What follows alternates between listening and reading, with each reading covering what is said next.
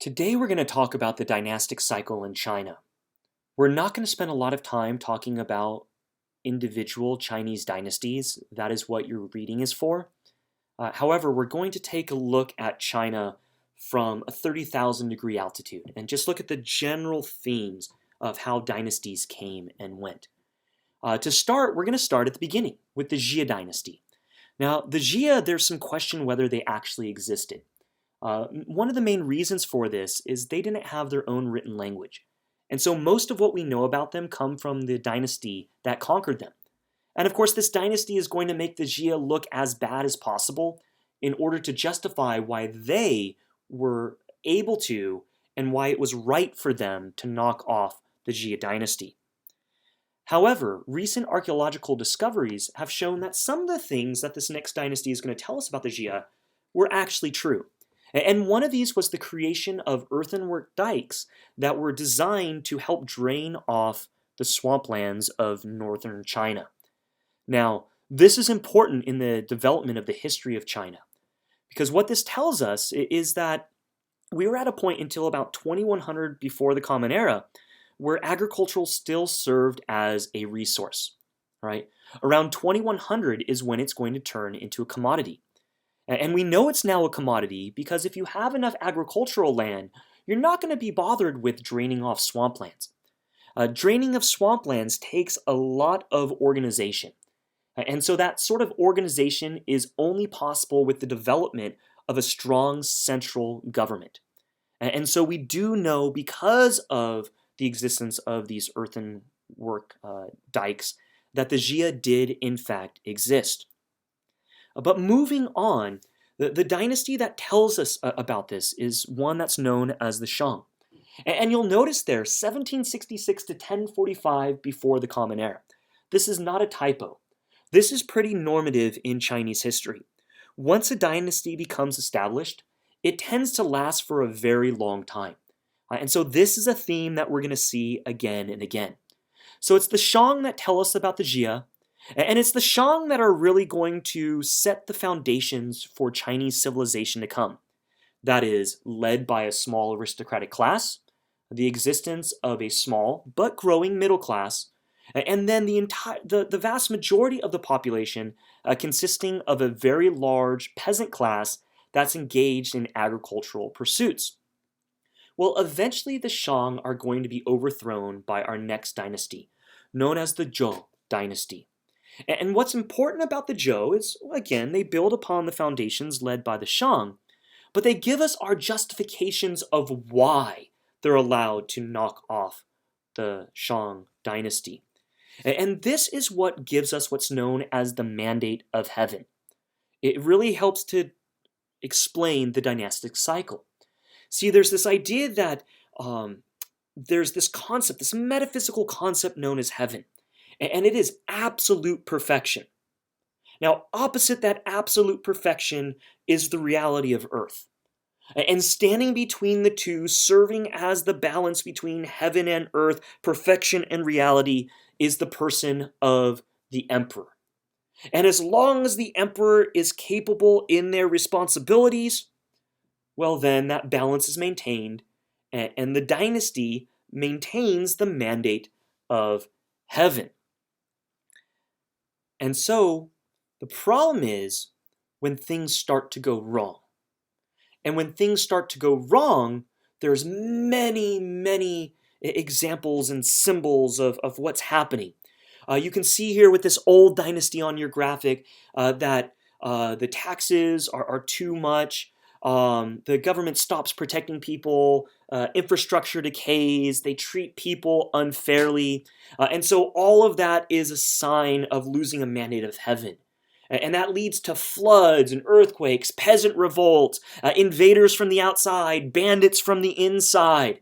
Now, mind you, sometimes this is a self-fulfilling prophecy, because the same dynasty that is then going to say, but we have the mandate of heaven, is the dynasty that starts a lot of these problems, right? They see weakness in the old dynasty. They start these revolts, and then they defeat the government. The revolts end, ergo, the problems stop, And so that must prove that this new dynasty has the mandate of heaven because they bring peace, they rebuild infrastructure, they give lands to the peasant, and they just are overall good for the population. And this is a cycle we're going to see again and again.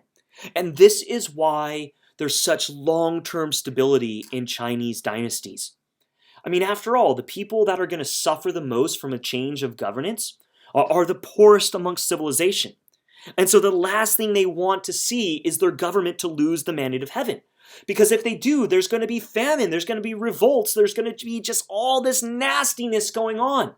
And so they want to do everything they can to help their government maintain the mandate of heaven.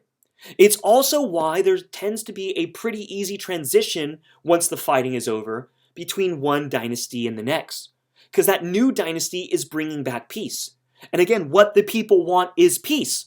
And so they support this new dynasty because they don't want to fall back into the horrors of the problems of the decline of an aging or an old dynasty.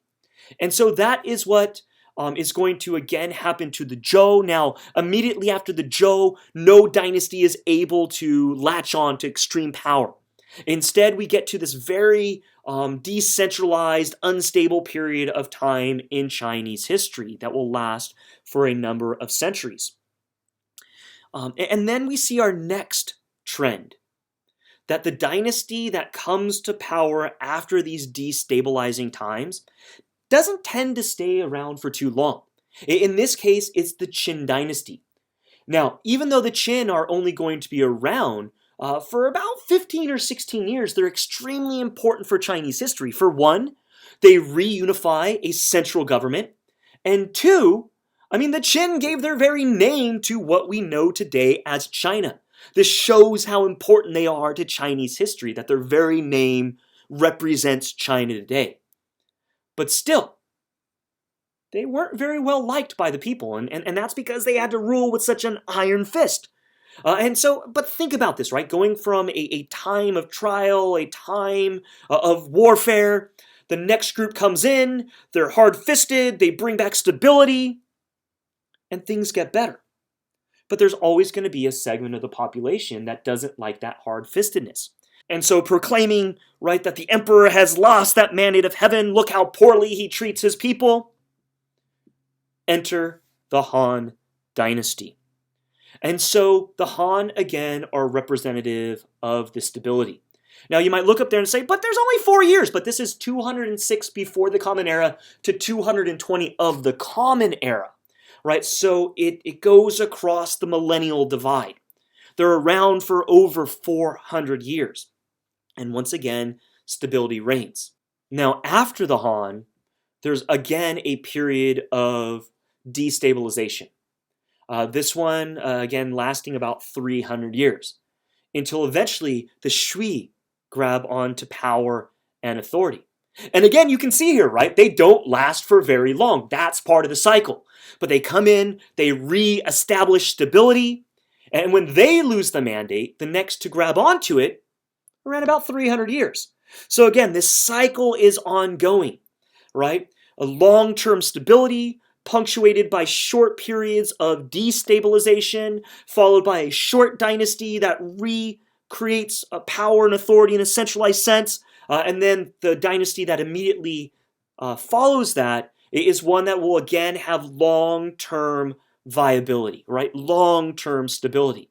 And kind of put this into context too, right? I say these punctuated by short periods of destabilization, 200-300 years. That's the history of the United States, but in the scope of the entire history of China, right? Starting in 2100 before the Common Era, the dynastic system ends in the 1900s, and the modern period, right? 200 or 300 years is really just a drop in the bucket.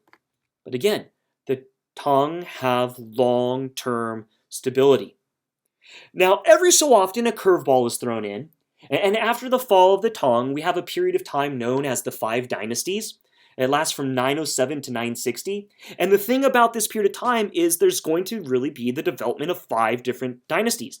Now, no one of them lasts more than 16 years. But each dynasty latches on to the mandate of heaven, and the people say, yes, you have it.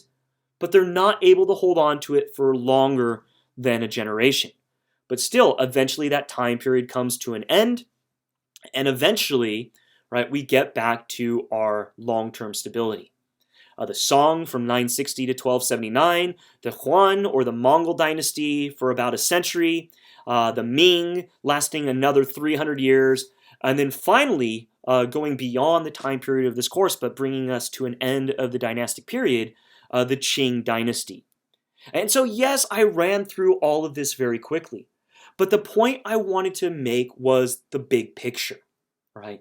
There are absolutely long terms of stability in Chinese history. And in these periods of stability, we have the growth of population, we have the growth of innovation.